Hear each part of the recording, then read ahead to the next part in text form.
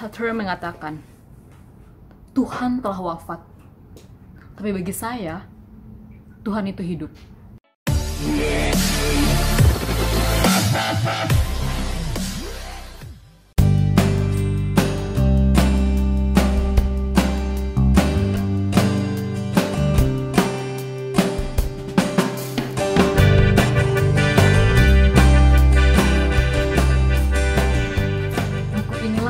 Saya gelisah.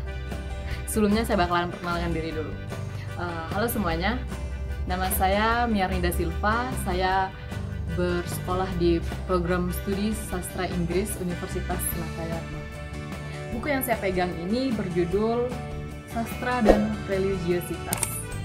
Tema ini pertama kali dibawakan oleh Romo Mangun pada seminar di Taman Ismail Marzuki di Jakarta pada tahun 1980.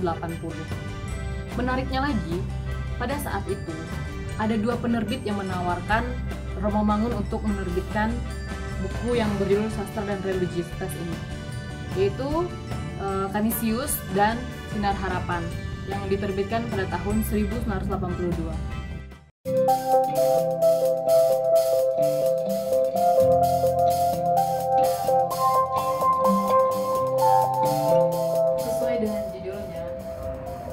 Buku ini membahas tentang dua hal yang berbeda.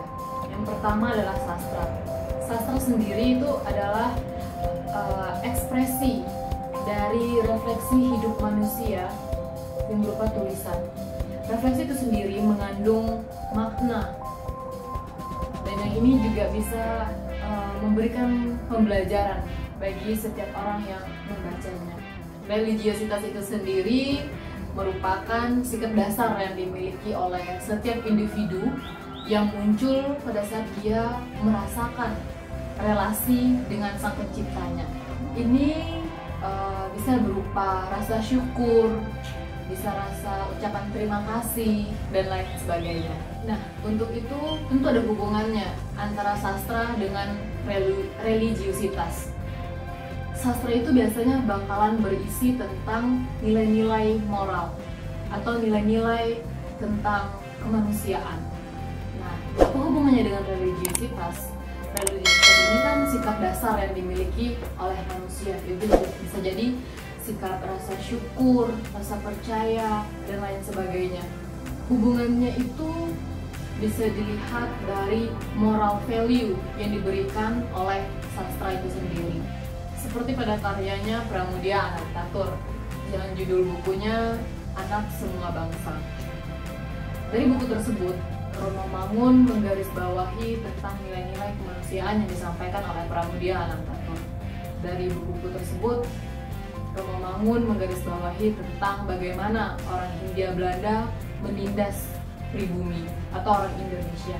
Dari situlah Romo Mangun menilai tentang sisi religiositas seorang Pramudia Anantatur. Dan untuk review-review literasi yang lainnya, Romo Mangun mengambil dari berbagai sumber seperti dari Umar Khayyam yang berjudul Bawuk, bagaimana kita melihat peranan perempuan pada masa penjajahan. Nah, dari contoh tersebut, Romo Mangun ingin menegaskan bahwa sastra itu adalah ekspresi atau refleksi diri seseorang yang mengungkapkan sikap dasar, dan itulah religiositas.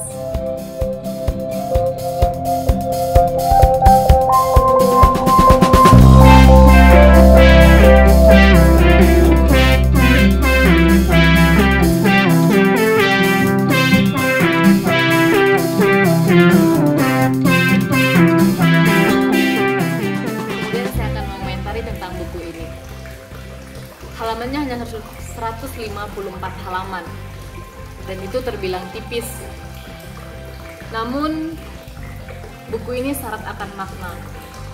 Halaman demi halaman yang saya baca, saya selalu tertarik untuk menggali lebih lanjut tentang apa yang ingin diberikan oleh sang penulis.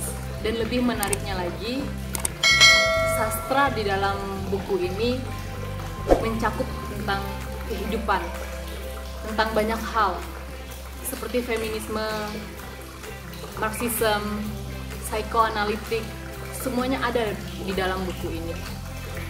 Dan itu cukup membantu saya pribadi sebagai mahasiswa sastra Inggris, itu membantu saya mendapatkan pemahaman lebih dalam tentang bagaimana peranan sastra di dalam kehidupan sehari-hari. Dan disinilah poin penting yang ingin saya sampaikan.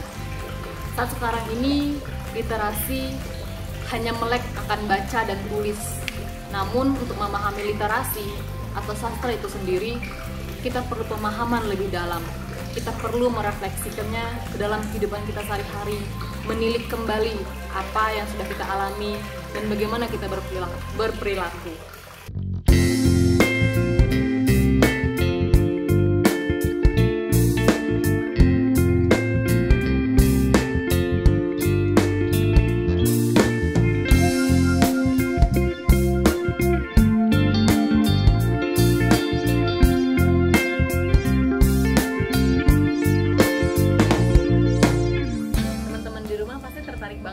Buat mengetahui apa itu sastra, apa itu literasi.